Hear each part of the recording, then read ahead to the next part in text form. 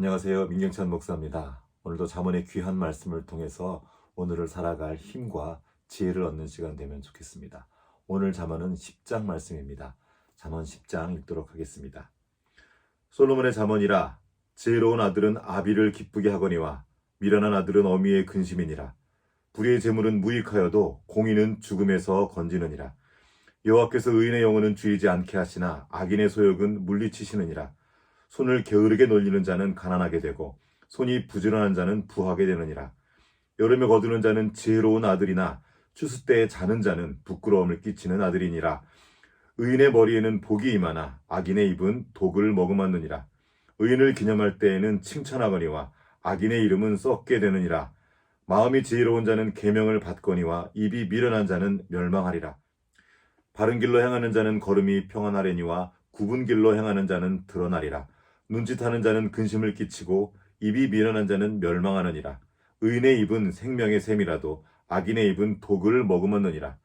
미움은 다툼을 일으켜도 사랑은 모든 허물을 가리느니라. 명철한 자의 입술에는 지혜가 있어도 지혜 없는 자의 등을 위하여는 채찍이 있느니라. 지혜로운 자는 지식을 간직하거니와 미련한 자의 입은 멸망에 가까우니라. 부자의 재물은 그의 견고한 성이요 가난한 자의 궁핍은 그의 멸망이니라.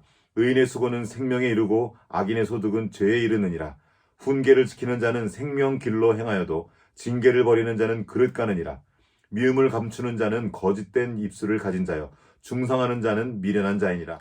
말이 많으면 허물을 면하기 어려우나 그 입술을 제어하는 자는 지혜가 있느니라. 의인의 혀는 수는과 같거니와 악인의 마음은 가치가 적으니라.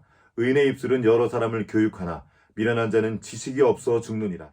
여호와께서 주시는 복은 사람을 부하게 하고 근심을 겸하여 주지 아니하시느니라. 미련한 자는 행악으로 낙을 삼는 것 같이 명철한 자는 지혜로 낙을 삼느니라. 악인에게는 그의 두려워하는 것이 임하거니와 의인은 그 원하는 것이 이루어지느니라. 회오리 바람이 지나가면 악인은 없어져도 의인은 영원한 기초 같으니라. 게으른 자는 그 부리는 사람에게 마치 이의 식초 같고 눈의 연기 같으니라. 여호와를 경외하면 장수하느니라. 그러나 악인의 수명은 짧아지느니라. 의인의 소망은 즐거움을 이루어도 악인의 소망은 끊어지느니라. 여호와의 도가 정직한 자에게는 산성이요 행악하는 자에게는 멸망이니라. 의인은 영원히 이동되지 아니하여도 악인은 땅에 거하지 못하게 되느니라. 의인의 입은 지혜를 내어도 패역한 혀는 배임을 당할 것이니라. 의인의 입술은 기쁘게 할 것을 알거늘 악인의 입은 패역을 말하느니라. 아멘. 오늘은 의인에게도 회오리 바람이 불어오는 이유라는 제목으로 말씀을 나누겠습니다. 오늘 말씀은 잠언 10장 25절 말씀입니다. 회오리 바람이 지나가면 악인은 없어져도 의인은 영원한 기초 같으니라. 회오리 바람은 모든 것을 다 쓸어버리는 무서운 바람입니다. 그런데 잠언은 이 회오리 바람이 악인뿐만 아니라 의인에게도 불어온다고 기록하고 있습니다. 의로우신 하나님은 왜 의인에게도 이런 재앙과도 같은 일을 허락하실까요? 이 말씀을 바르게 이해하기 위해서는 성경에서 말하는 의인에 대한 이해가 필요합니다. 구약의 하박국과 신약의 로마서에는 이런 말씀이 나옵니다. 오직 의인은 믿음으로 말미암아 살리라.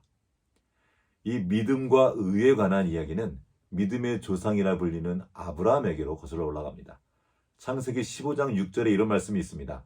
아브라함이 여호와를 믿으니 여호와께서 이를 그의 의로 여기시고.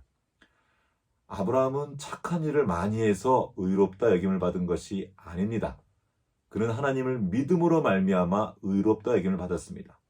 그러면 믿음은 무엇일까요? 성경에서 말하는 믿음은 개인의 신념과는 다릅니다. 이 믿음은 자기 마음에서 시작되지 않고 하나님의 말씀을 들음에서 시작됩니다. 아브라함도 하나님의 말씀을 듣고 그 말씀을 따라 움직이면서 그 믿음의 여정이 시작되었습니다. 다시 말하면 하나님과의 인격적인 관계, 그 신뢰 관계가 바로 성경이 말하는 믿음입니다. 그러므로 의인, 즉 믿음으로 사는 사람은 주변 환경이나 그 환경에 대한 자신의 느낌이 아니라 그 모든 것을 허락하신 하나님과 관계하며 살아갑니다. 그래서 의인은 자기가 이해할 수 없는 상황이 찾아와도 섣불리 불평하거나 실망하지 않습니다. 그가 믿는 것은 자신의 감각이나 느낌이 아니라 하나님의 말씀이기 때문입니다. 자, 이제 다시 처음 질문으로 돌아와 보겠습니다. 하나님은 왜 악인뿐만 아니라 의인에게도 회오리 바람을 허락하시는 걸까요? 잠언 10장 25절을 이번에는 세번역 성경을 한번 읽어보겠습니다. 회오리 바람이 지나가면 악인은 없어져도 의인은 영원한 기초처럼 꼼짝하지 않는다. 말씀을 자세히 보면 회오리 바람은 악인과 의인 모두에게 불어오지만 그 결과가 다릅니다. 그렇게 그 회오리 바람에 날아가 버리는 겁니다. 하지만 의인은 그 어려운 순간에 눈앞의 상황이나 자신의 절망적인 느낌에 함몰되지 않습니다. 고통스럽지만 그리고 다 이해할 수는 없지만 신실하신 하나님을 신뢰함으로 그 말씀을 붙잡고 나아갑니다. 그리고 그가 붙잡은 그 말씀은 하나님께서 그 사람 안에 두신 생명의 진실을 나타내도록 돕습니다. 그 회오리 바람은 우리 안에 섞여 있는 모든 가짜를 날려버리고 진짜만 남게 하는 고마운 바람입니다. 지금 삶의 자리에 회오리 바람이 불어오고 있습니까? 그 바람에 휩쓸리지 말고 더욱 주님을 의지하십시오. 잠시 받는 환난이 아니라 영원하신 주님을 바라보면서 오늘을 이겨내십시오. 여기 주님의 말씀이 있습니다. 고린도 후서 4장 17절과 18절 말씀입니다. 우리가 잠시 받는 환난에 경한 것이 지극히 크고 영원한 영광에 중한 것을 우리에게 이루게 함이니 우리가 주목하는 것은 보이는 것이 아니요 보이지 않는 것이니 보이는 것은 잠깐이요 보이지 않는 것은 영원함이니라. 우리를 두렵게 하고 위축되게 하는 모든 환경들은 주님의 허락을 통과하고 온 환경입니다. 정신없이 휘몰아치는 인생의 회오리 바람이 우리를 어찌할 수 없습니다. 그 바람은 오히려 우리 안에 덕지덕지 붙어있는 필요 없는 것들을 날려버리고 오롯이 주님만 의지하는 믿음의 사람으로 준비시킬 것입니다. 오늘도 주님의 말씀을 듣고 그 말씀을 붙잡고 믿음으로 살아가는 하루 되시기를 주님의 이름으로 축복합니다.